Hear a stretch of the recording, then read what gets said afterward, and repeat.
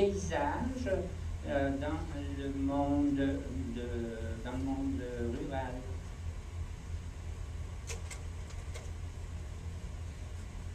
On peut remarquer, évidemment, c'est des observations qui peuvent être critiquables, mais on peut remarquer qu'il y a déjà, dans même ces œuvres de jeunesse-là, des détails d'une espèce d'isolement de Vincent. En fait, ces tableaux-là se développent parallèlement à des tentatives qu'il fait d'être pasteur, et il ne parvient pas à communiquer sa ferveur évangélique. Il a l'impression d'être isolé. Évidemment, c'est un peu critiquable, on peut dire que c'est tiré par les cheveux, mais il reste que le seul personnage qui est mis en place, contrairement à cette représentation-là, quand on s'approche de l'habitation, le seul personnage qui est mis en place dans la composition nous tourne le dos.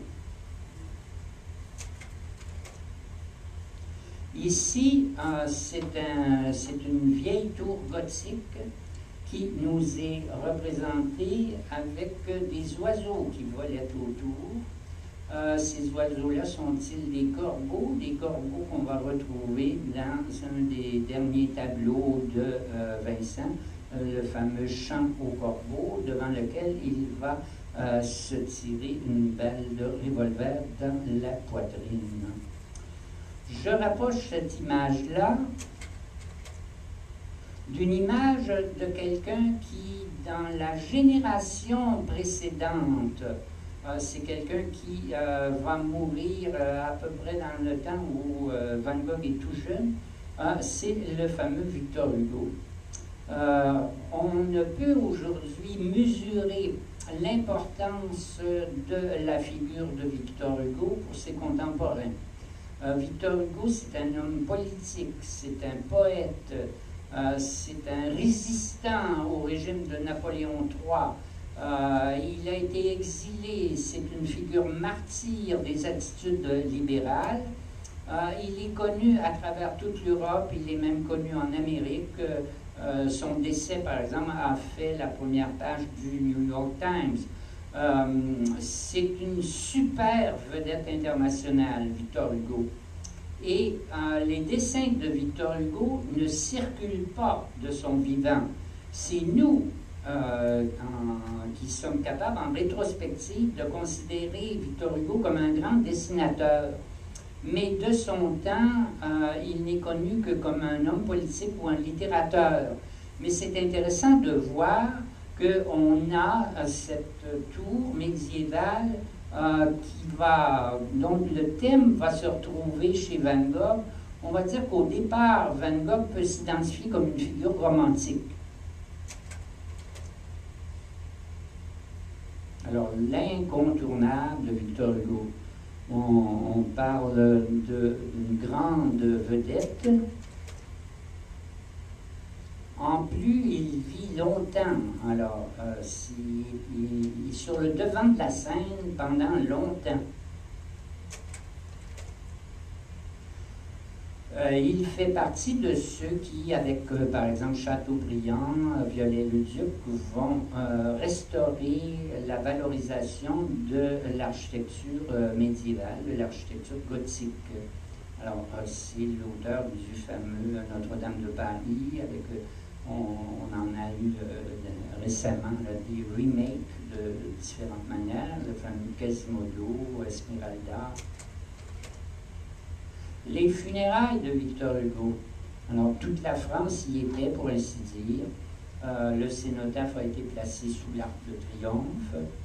Zola, qui avait une voix un peu nasillarde, s'est même fendu jusqu'à dire « Enfin, il désencombre l'horizon ».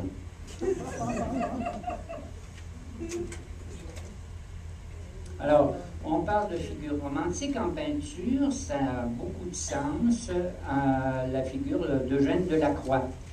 Eugène Delacroix va être un tenant de la couleur pour la couleur. La couleur pour ce qu'elle est capable de véhiculer comme émotion.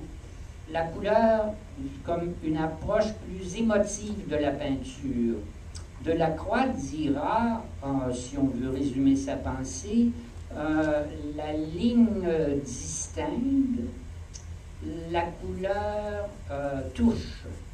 Alors, la ligne vient nous dire ce qu'on sait des choses, et la couleur vient nous faire sentir les choses.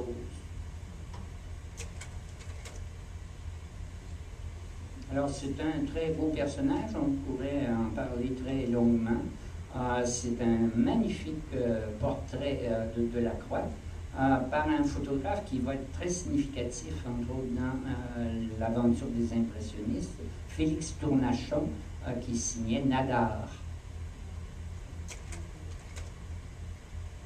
Alors, Delacroix va participer avec son ami Théodore Géricault à un des premiers scandales, si on veut, qui va être l'amorce de la peinture moderne. La peinture néoclassique voulait que les sujets soient empruntés à l'Antiquité, n'est pas rapport à l'actualité. Et Théodore Géricault va, dans sa peinture, faire un reportage d'une actualité brûlante. Il va parler du naufrage du bateau La Méduse. Le tableau s'intitule « Le radeau de la Méduse ». Et Delacroix a même posé dans l'atelier de son ami pour fournir une des figures du radeau. Quelques années plus tard, 4 ou 5 ans plus tard, Delacroix va proposer au salon de 1822 la Barque du Dante, inspirée de Rubens. D'une certaine manière, si on veut se placer dans la perspective du caractère contestataire aux critiques sociales de la peinture, Delacroix rebrousse chemin un peu. Il fait une scène de bateau, un peu comme l'avait fait Géricault. Il emprunte l'esthétique de la mise en page et de la place des personnages à Rubens, comme l'avait fait Géricault, sauf qu'au lieu d'être un bateau actuel, un naufrage actuel, c'est un bateau qui est transporté dans un monde en dehors de l'actualité, c'est un bateau qui est transporté aux enfers. Et les personnages que véhicule le bateau aux enfers sont Dante et Virgile. En tout cas, ça n'a rien à voir avec l'Antiquité, mais ça a beaucoup à voir avec une façon extrêmement colorée d'aborder la peinture. Delacroix va remarquer chez Rubens le fait de rapprocher certaines touches de couleur et il va créer une étude de la couleur à travers ce qui est connu en histoire de l'art comme étant le triangle de Delacroix.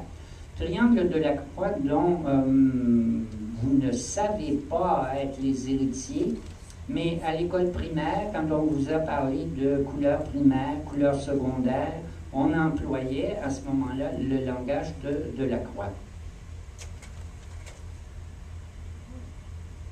Ce sont des détails des grandes murales que Delacroix a réalisées pour la bibliothèque du Sénat. On pourrait parler du drapeau de la couleur. Alors, cette espèce de grand drapeau orangé sur le fond bleu, c'est pile un exemple du vocabulaire coloré de Delacroix qui dit, si tu veux obtenir des couleurs extrêmement vibrantes, n'hésite pas à opposer la secondaire à la primaire qui en est exclue. Alors, l'orangé étant le mélange du jaune et du rouge, tu l'opposeras au bleu. Si tu veux mettre une tache verte, tu la feras vibrer en l'opposant au rouge. Alors, on verra ça chez Van Gogh. Van Gogh va employer ça au pied de la lettre. un magnifique de la croix, le combat de Jacob et de l'ange, tel que représenté à Saint-Sulpice,